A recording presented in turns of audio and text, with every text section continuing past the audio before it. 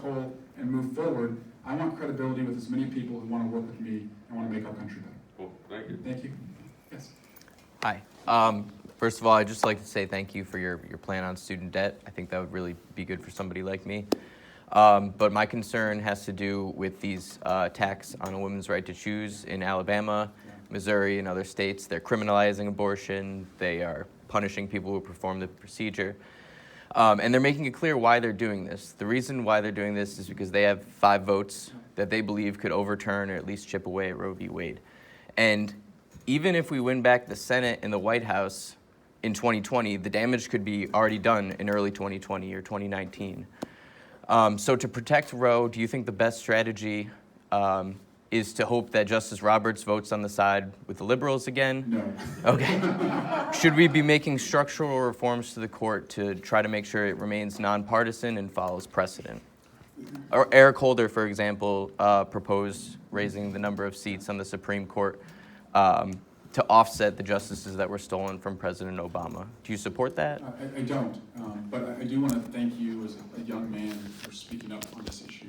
I think the most important thing that we can do on this issue right now is to make sure that young men link arms with young women and tell them that we're with you, that we believe it's your body, your choice, and that you're not in this fight alone, that we are with you. And as I said, as a 38-year-old who has 2 children, I know it was my wife's body, her choice. Mm-hmm. That should be true for every woman, not just in states that would allow that decision to be made.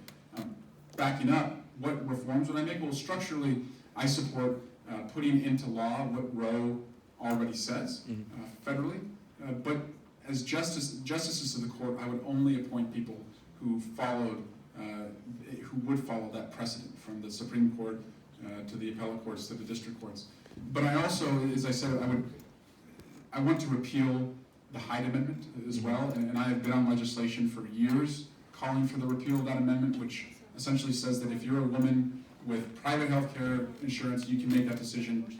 If you do not have private health care insurance, you cannot. I think it's discriminatory to do that. I believe it's a very personal, intimate decision, but it should not be determined by whether you have insurance or not. I think you have to follow up. Yeah, just what if you don't get the chance to appoint within your first 3 or 4 years as president, and these rights, these protections are being chipped away at? Yeah, I understand the temptation to, because of what we see as Donald Trump justice era, where he doesn't follow any of the rules, he doesn't follow the honor code. Mm-hmm.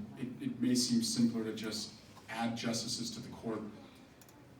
I want us to win in places where we have not won recently, like the Dakotas, like in Texas, like some of the states we won House seats, so we can sustain, a majority in the Senate and pass and put forth judges in those places. So I don't support adding seats, to the Supreme Court. I don't want to do Donald Trump justice here by just changing the rules so that they fit, our agenda. I actually want to win. I think we have momentum to win, and I want to lead in the judges that I would appoint.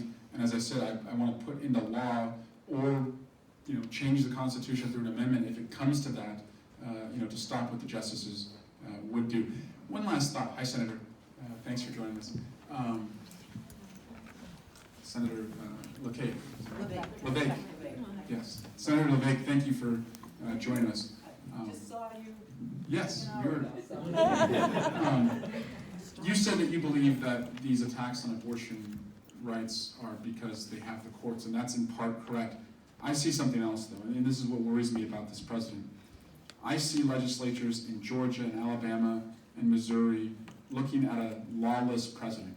And yes, they may have the courts to back them up, but they also know that they're passing something that is patently unconstitutional. So why would they do it? They must be emboldened because they see a president who doesn't follow the rules, who tells the border commissioner, go ahead and enforce the border control policy I want, and if you break the law, I'll pardon you. So just lawlessness is starting to pervade, other legislatures, and I don't think it's only going to be abortion rights. I see other issues, and that's why it's so important, that there are consequences for this president's actions, and more important, that if he is still around, that we beat him impeach Barr and impeach Mnuchin. I think we're headed toward impeaching the president, but I think you need to show them they're front door obstructors. They're keeping us from getting the documents you need to hold the president fully accountable. And so the president is benefiting from them burying the evidence and then saying, we don't have any evidence against me. So I actually think functionally I would